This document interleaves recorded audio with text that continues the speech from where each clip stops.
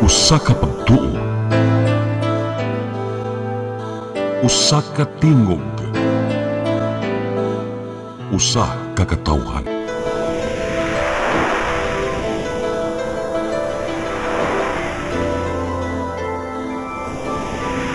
Cebu Catholic Television Network.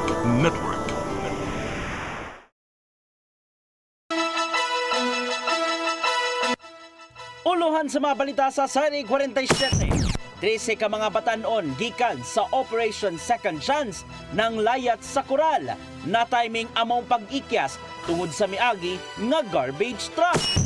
Vice Gobernador Soco igo lang nagpaabot sa gipangayong 11 billion peso nga annual budget sa probinsya sa Sugbo. Mas klarong lagda bahin sa Colo Night Market gipanawagan sa konsehal. Construction worker nakuhaan og tunga sa milyon ka pesos ka shabu sa Lapu-Lapu City. Ang dinakpan miangkon sa gingong pagpatay so sa ka 42 anyos nga lalaki. Sugbo, Kabisayan ug Mindanao, Pilipinas og katawhan kutos maabot sa tong Sibya sa tibuok kalibutan mayong hapon. Live kita karon sa CCTN Channel 47 ug kini ang tulumanon sa nag-unang kasayuran nga angay natong masayran. Sa nga ni Attorney Danica Caballes, ako si Dennis Tabar ug kini ang Sari 47.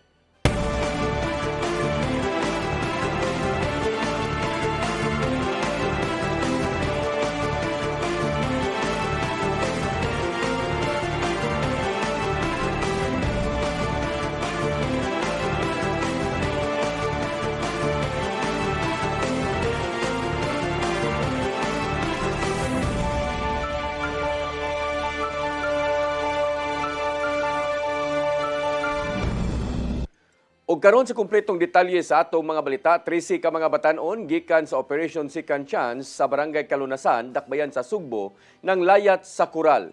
Sa gihimo nga rescue operation, 12 ang nakuha pagbalik, samtang ang usa padayon pa nga gipangita. Ang kasayuran ihatod ni Arnold Bustamante. Naukay ang kapulisan sa syudad sa Sugbo huban makadabat og tawag sa telepono gikan sa Operation Second Chance nga naglumba sa pagpanglayat ang 13 ka mga children in conflict with the law alas 6:45 gani ng buntag. Dali nga responde ang mga sakop sa Guadalupe Police Station sa pagpangulo sa hipinini nga si Police Major Miles Damuslug uban sa mga personel sa Special Weapons and Tactics SWAT sa Cebu City Police Office. Pipinagagutlo abinabay manampuson nga nakuha pagbalik ang 12 ka mga minor de edad nga si ICL nga wala pa makadayo sa Operation Second Chance, samtang dunay usa ang wala pa makuha nga misuot sa kabarayan sa usa ka subdivision sa Barangay Guadalupe. Si Konsehal Dave Tumulak, nga chairman sa Cebu City Disaster Risk Reduction Management Council sa Konseho sa Syudad sa Sugbo, dali nga naabot sa Operation Second Chance aron nga susihon ang kahimtang sa mga minor de edad sa mga pasilidad. Bato niya nga dunay misulod nga garbage truck aron na mokuha sa mga basura. Din na tungura ang mga CICL mo naglabay sila nga mga basura gikan sa sulod. Apan sa diha kapadung na nga mogawas ang sakinan sa basurahan, kadit nga nanagan ang 13 ka mga bata og nangatkat sa koral og dayon nga panglayat paingon sa ubos nga wala na mapugni sa mga house parents o gwardiya sa mga pasilidad. Itawag dayon sila sa panabang sa atong kapulisan. Magpasalamat ko sa atong mga kapulisan sa Station 9, Guadalupe Police Station. Pipadadayon sila og mga kapulisan dito sa ubos nga bahin. Wa pagani sila makakanaog, nakakuha na nakuha na ang gatong 12 ka mga batanon. Dunay usa nga wa ikita kay 13 mo kuno sila. Dayon ang gihimong rescue operation sa kapulisan sa Dakbayan Sugbo uban sa abag sa City Disaster Risk Reduction Management Office ug sa barangay aron nga makuha pagbalik ang pabilin pa nga naa sa gawas nga CICL nga nagpagidaron pa og 17 anyos. Sigon sa pamahayag sa usa sa mga CICL nga nabalik sa Second Chance nga siya lang unta ang mulayas kay gimingaw siya siyang anak nga bag-o pa nga gibunyagan din wala siya makatambong tungod kay naa siya sa sulod. Sa dihang nakita siya mga kauban nga milayat siya sa koral, misunod usab ni og gusto usab nga mulaya sa pasilidad sa Operation Second Chance. Mao nay akong gipangutana pod sa house parent. Dunay usa sa mga CICL minor nga bunyag sa iyang anak. Nga wa siya ka duaw, wa siya katambong. So usa na, pero ang kanang bunyag siyang anak nakuhag balik. Gitugan ito mula kasagaran sa mga na-rescue pulos doon mga pangos ilang mga tuhod tungo sa kataas sa koral nga ilang giambakan apan luwas ra kini. Hugot usab niya nga gihimaka kag gipangdagmalan ang mao nga mga bata nga may nakaingon nga gusto kini nga mulayas tungod kay hapsay ra ang pagpadagan sa mga opisyal sa kagamanan sa dakpin sa Sugbo. Misugyot si tumulak sa mga house parents sa pagpangulo ni retired Police Major Severino Jun Tabay nga mao'y nagatiman sa kapin o sa kagatos ka mga bata nga matag buntag kinahanglan jud nga istoryahon sila ug labing maayo nga ipobo sila sa counseling sa mga psychologist aron dili sila maburyong sa sulod. Arnold Bustamante, CCTN News. Gida sa Tambalanan ang 19 ka mga tao tungod sa hinungaw nga chemical gikan sa ka resort kagabi sa Barangay Puok, siyudad sa Talisay. Daling girespondihan sa kabubiruhan o DRRMO ang mga residenteng nakasinati o pagpanglipong, pagsuka o pagpangluya human nakahanggap o chlorine o gipalayo una sa resort ang mga apektadong residente aron dili makahanggap sa baho nga chemical hangtod nga ma-clear na kini sa kadugayan. Gimanduan ni Mayor Gerald Anthony Samsam Gulyas ang mga nahingtungdang departamento nga palawman pa ang investigasyon bahin sa paghungaw sa chemical gikan sa resort. Gipahunong una sa LGU ang operation sa resort sa Barangay Puok subay na sa nahimong mando sa mayor. Gikatakdang sugdan ang operasyon sa Package 1 sa Cebu Bus Rapid Transit karong nga September 25. Kini mo'y gipahibaw ni CBRT Project Manager Norvin Imbong ngadto ni Cebu City Mayor Nestor Archibal atol sa ilang meeting kagahapon. Matod ni Imbong nga adunay himuong pilot testing karong September 15 aron matarong usab ang posibleng mga kakulian sa dili ipahingpit kini nga gamiton sa publiko. Gipangandaman nila ang posibleng pagtambong ni Presidente Bongbong Marcos Jr. atol sa pagsugod sa operasyon sa CBRT Package 1. Ang ruta sa Package 1 sa CBRT magsugod sa Cebu Provincial Capitol dayon moagi sa Osmeña Boulevard ug kutob ra gayod sa Cebu South Bus Terminal.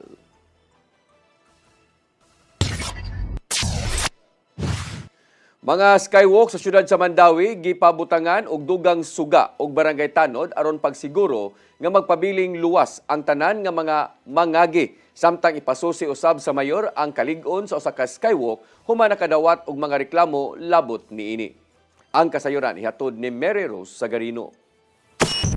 Mas hayag na ang mga skywalk sa syudad sa Mandawi, human gipang pulihan o gipabutangan ug mas hayag nga suga sa Department of General Services subay sa mando ni Mayor Tadeo Junki Uwano. Aduna na sab mga barangay tanod og security personnel ang gipabantay aron luwas og kampante ang mga mangagi.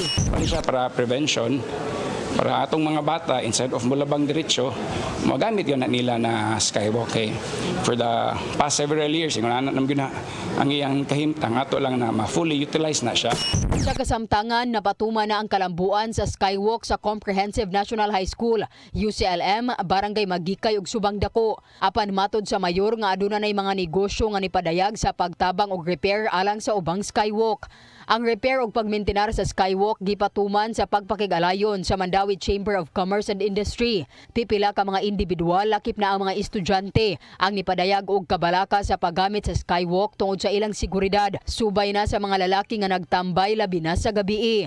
Samtang sa siyam ka mga skywalk sa syudad, nakadawat sila og kabalaka gikan sa mga tawo kabahin sa integridad sa skywalk nga nahimutang sa Barangay Umapad.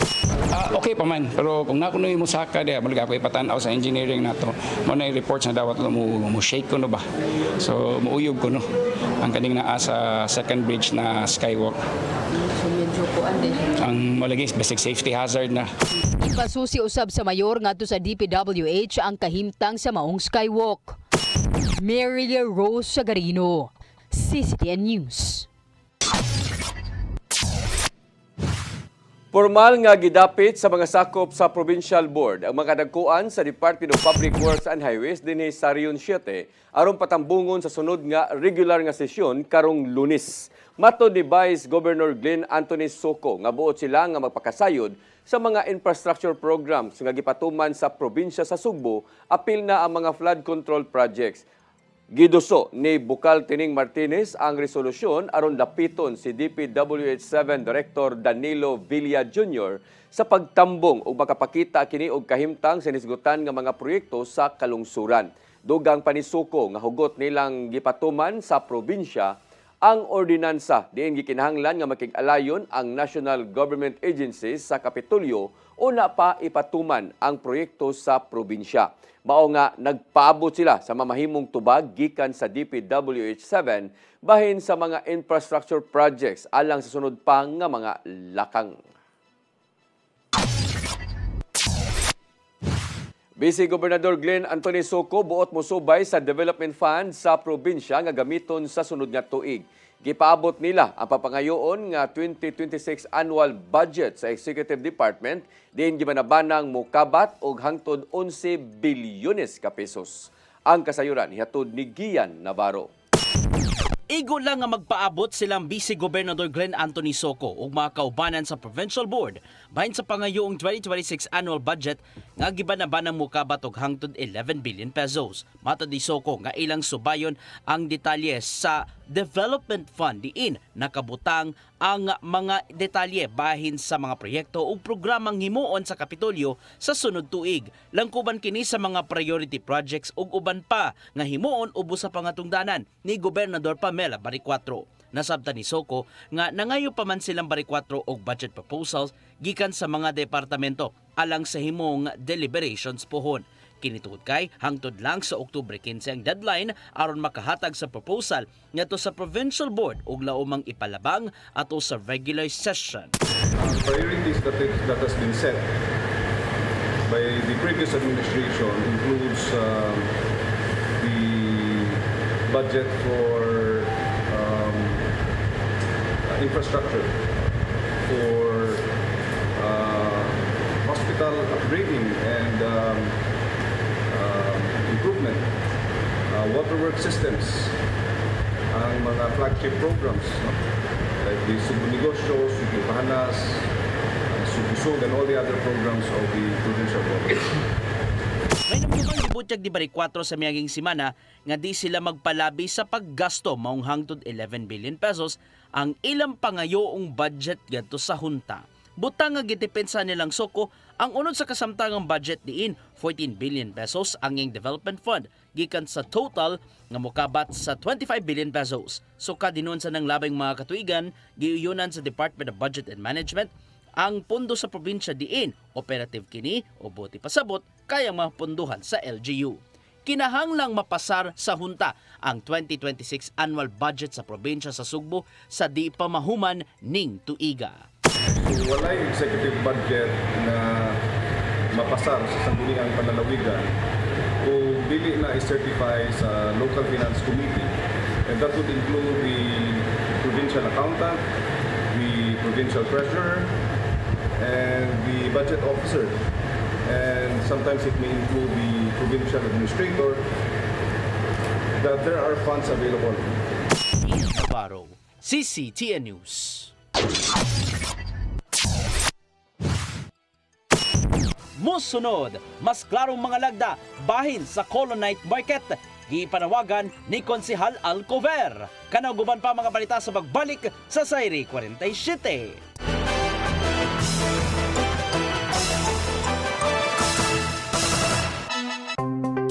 Discover the beauty of the Philippines.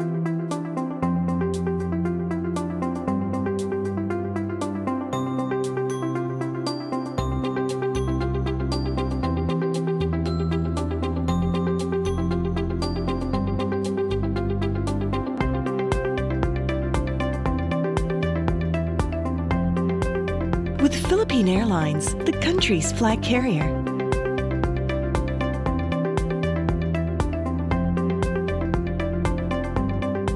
The airline that lets you feel the warmth of the nation.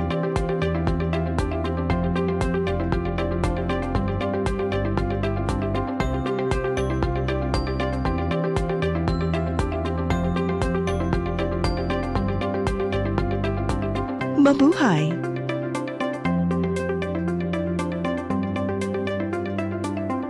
Siguradong pagkain sa buong bansa.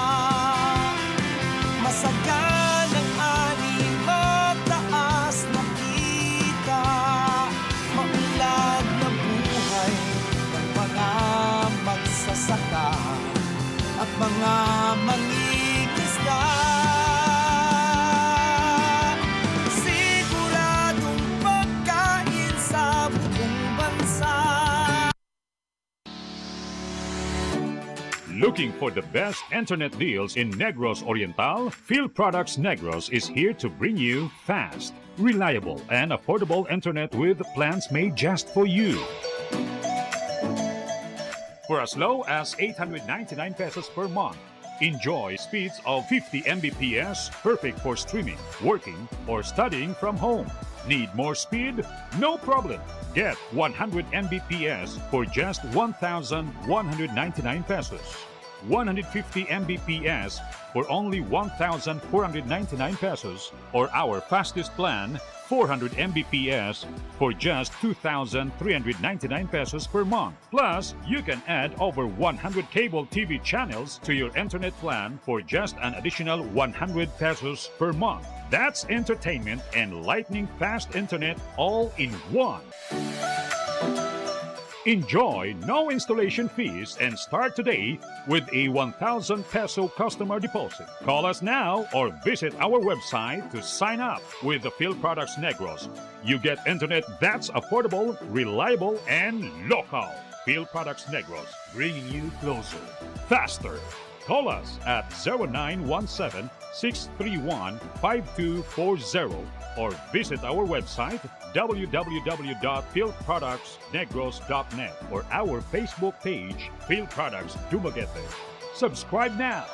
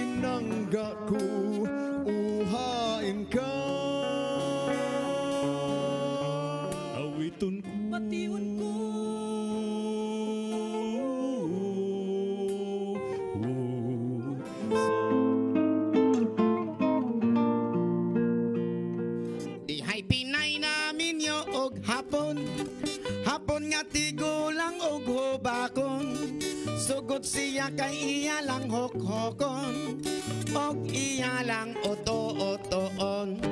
Ay pas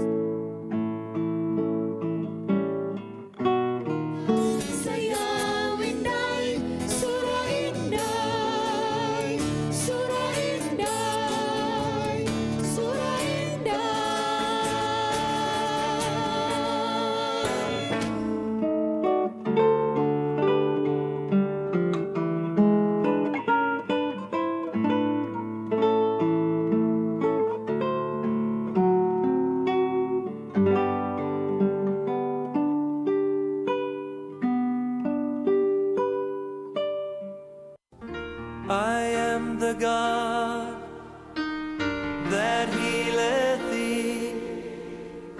I am the Lord, your healer. I sent my word and healed your disease.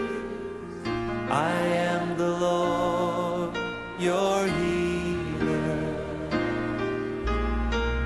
I am the God that healeth thee. I am the Lord, your healer. I sent my word and healed your disease. I am the Lord, your healer. I am the God that healeth thee. I am the Lord, your healer. I sent my word and healed your disease. I am the Lord.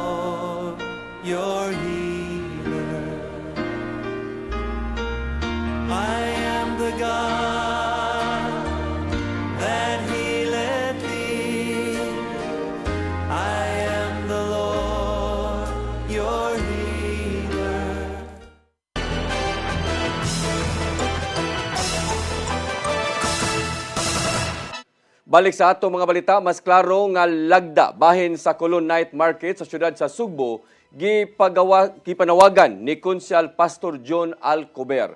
Gibutyag niya sa konseho nga daghang mga problema ang nasugatan, apil na ang pagbaton og pwesto sa uban nga mga manindahay.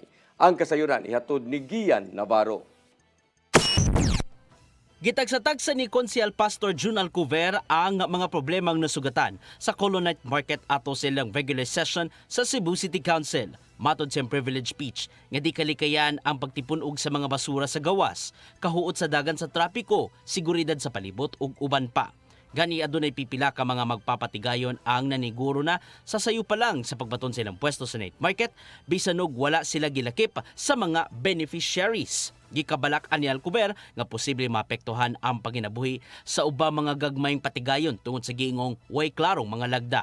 Maong gipanawagan niya ang pagbaton og mga guidelines sa ubang patakaran alang sa mga bot manginabuhi sa Colon Night Market. Pinagi kini sa pagkonvindia dayon sa Garbo Asenso Sumbanan Alyansa kun gas sa board diin miyembro siya niini. Daghang mga vendors nga miana sa kong opisina.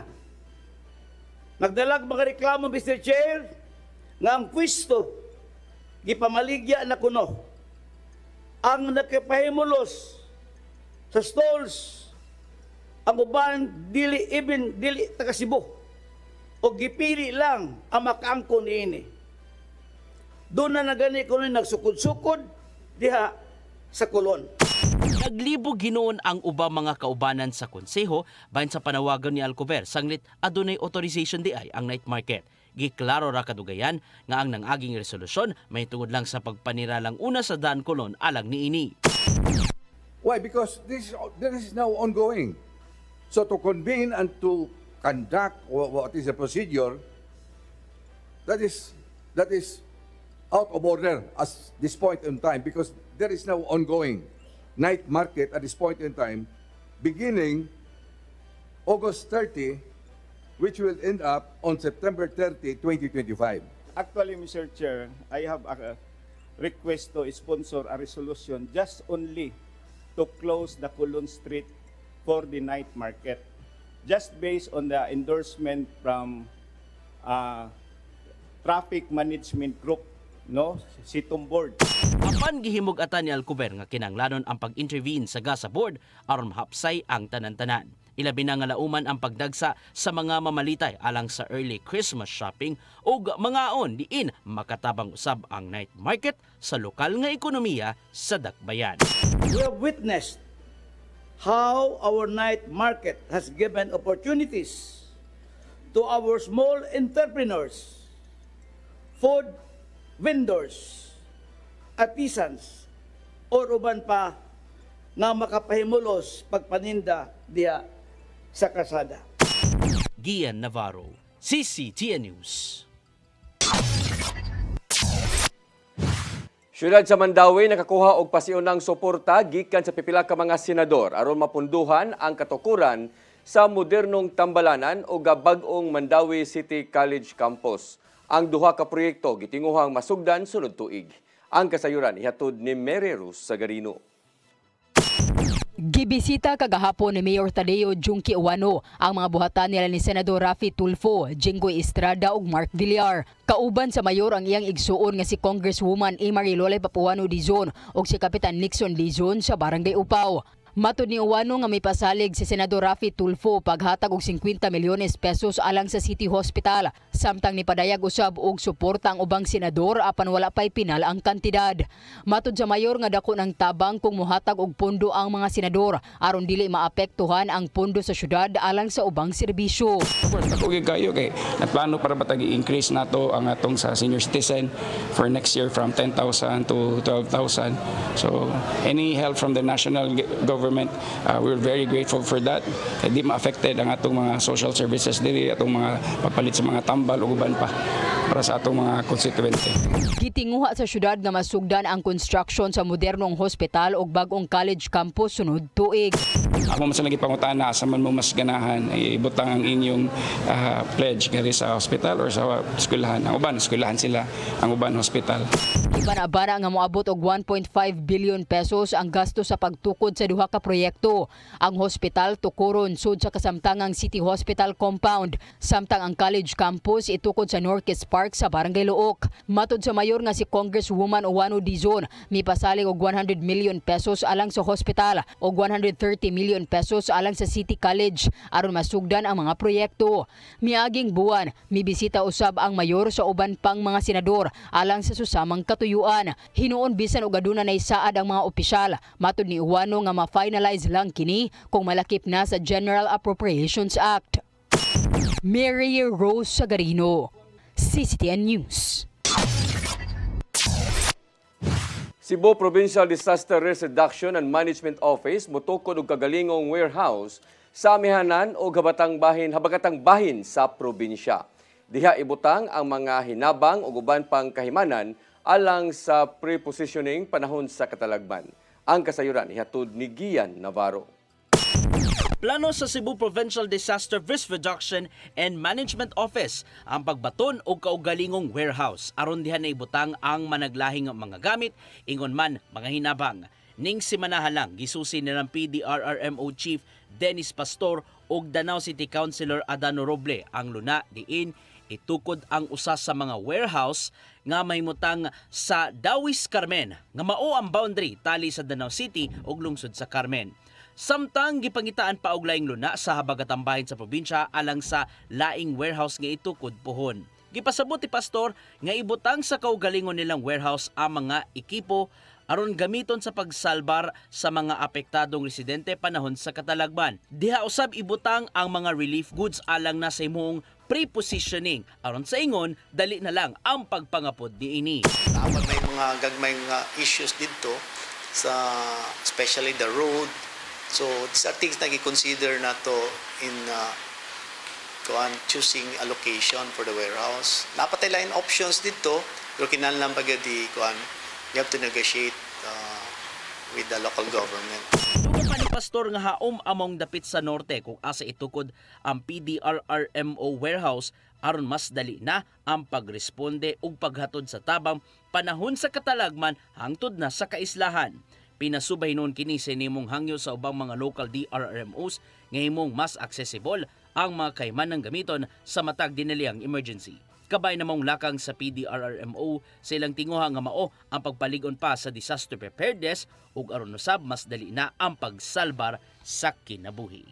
Really lang sa desire sa province, it's also the desire of other local government agencies and even the local government units na nagiti's forward support of resources up north, dili lang diri sa central. So, kana siya, this is anticipatory action. Ian Navarro, CCTN News. Nanumpa na atubangan ni Presidente Ferdinand Bongbong Marcos Jr. si Bohol Governor Erico Aris Aumentado isip chairperson sa Central Visayas ubos sa League of the Provinces of the Philippines. Kuyog niya sa pagpanumpa kagay ng buntag sa palasyo sa Malacañang ang uban nga mga gobernador gikan sa managlahing bahin sa nasod. Napilian si Aumentado sa maong posisyon atol sa General Assembly sa LPP nga gipahigayon didto sa kauluhan. Samtang gitudlo ni Cebu Governor Pamela Baricuatro, kung gitudlo si Cebu Governor Pamela Baricuatro isip Vice President for Ways and Means sa LPP. Human sa ilang pagpanumpa, mipahinumdom si Marcos Jr. sa mga gobernador nga dili magduha-duha sa pagbulgar sa mga questionabling infrastructure projects dinhi sa nasod. Kaya hinihikayat ko kayo, paglingkuran natin ng buong katapatan ng sambayanan. Tiyakin natin nasa wasto ang mga proyekto na ipinapatupad ng pambansang pamahalaan at ng lalawigan. At isiwalat natin kung may makikitang taliwas. Kaya dahil ang pera ng sambayanan ay pera ng bayan, hindi sa pansariling interes. Bisikleta nga gikawat sa usa ka establishmento sa barangay Buaya, Dakbayan sa Lapu-Lapu niadtong Domingo nabalik na sa tag-iya human kini makit-i sa usa ka concerned citizen gikan sa lungsod sa Cordoba. Nakit-an ang mao nga tawo nga ang bisikleta human nakakita sa viral nga video sa netabong pagpangawat. Ang kasayuran ihatod ni Crystal Joy Filerca.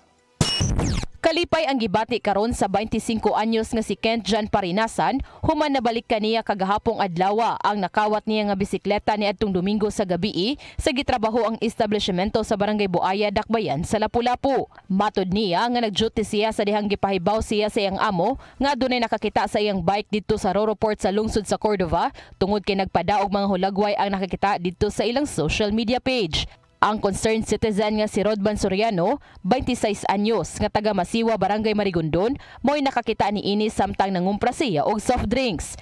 Sumapa niya nga nakakita siya sa social media sa CCTV sa pagpangawat sa mong bike, mong natiman niya ang dagway sa nagkuha. Nakitaan kini nila pasado alas 6 kagabi ug ang iyang manghod mo'y unang nakakita sa mong bisikleta og sa lalaking naggamit ni ini. Sa dihang ila kining gipakita sa CCTV, ni angkon ang mong lalaki nga siya ang nasa video og nidagan. Wa na kini magukod ni Soriano, maong gisiguro na lang nila ang pagdala sa maong bike. Pasado alas 9 kagabi, gi-turn over na ni Soriano ang maong bike ngadto sa barangay Buaya ug didto na kini gikuha ni Parinasan. Sumapa ni Parinasan nga wa siya magdahom nga mabalik pa ang iyang bike ug atol pagyud sa iyang adlaw nga tawhan. Wala na yun nagdahom na mabalik pa ang bike. Ato jud mo kalipay, birthday pud na ko gapon. Dugang pa ni Parinasan nga dakong tabang para kaniya nga nabalik ang mong bike tungod kay gamit kini sa iyang pagpanrabaho. Crystal Joy Filerca, CCTN News. Musunod, construction worker nakuhaan og tunga sa milyon ka pesos nga shabu sa Lapu-Lapu City. Kana guban pa mga balita sa pagbalik sa Sayri 47.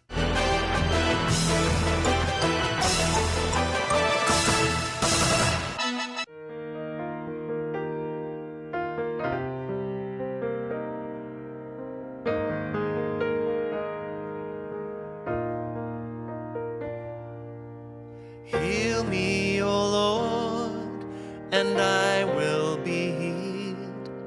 Save me, and I will be saved.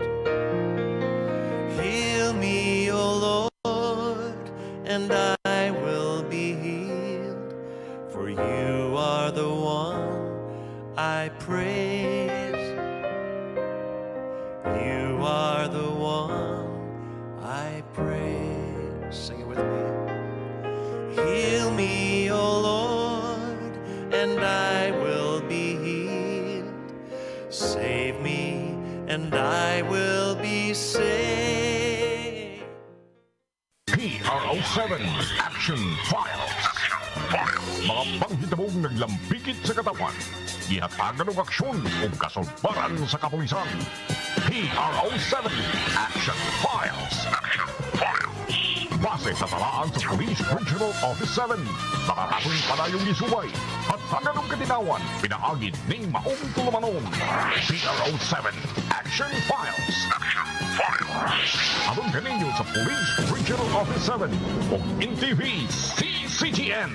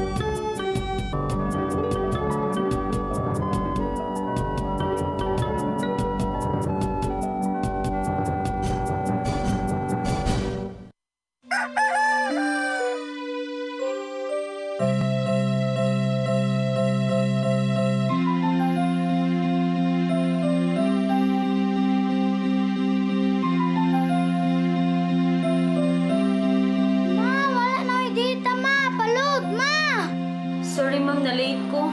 Nangita pa mong ko para internet sa kong anak, ma'am. Ay, wala na yung problema. Pag Sinisibu!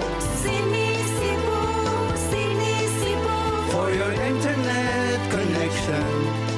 And for the signal of your cable TV. So fast and straight, that transmission to your home. Sinisibu! Sinisibu, Sinisibu. Offers you to have fiber optics. For your viewing experience, perfect and clear, so fast. So great and affordable for you to enjoy. Sinisibu. Sinisibu Television Network Incorporated offers fiber to the home broadband internet bundled with fiber to the home cable TV connection. Sinisibu Television Network Incorporated with its operation in Metro Cebu and the whole province of Cebu soon. And affordable for you to enjoy. Sinisibu! Ang kinabuhi puno sa hagit. Sugpil na ka, Dri, ha? Ay, paginarte! Magdita ka! Puno sa pangutana. Bata pa gani ka kayo?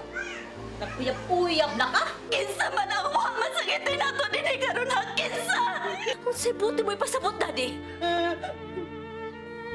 Puno sa luha. Pagpili pa, ako nga imong anak o kanay imong mga babae. Kasuko. Yung ano pa? Ano itong ka ni Papa? Apan bisan mangit-ngit pa ang imong kalibutan, aduna pa'y nagpahiping kahayag. Aduna ka pa'y kasumbungan.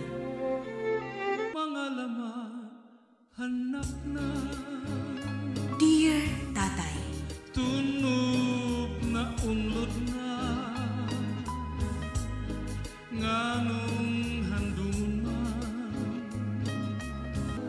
Waylaing pagi aron masabtan nato ang Biblia. Kinanglan nga doon natay relasyon kang Hesus. Hangtod sa layan natong panaguban, daghang salamat. Shalom. Tunog na unlod na.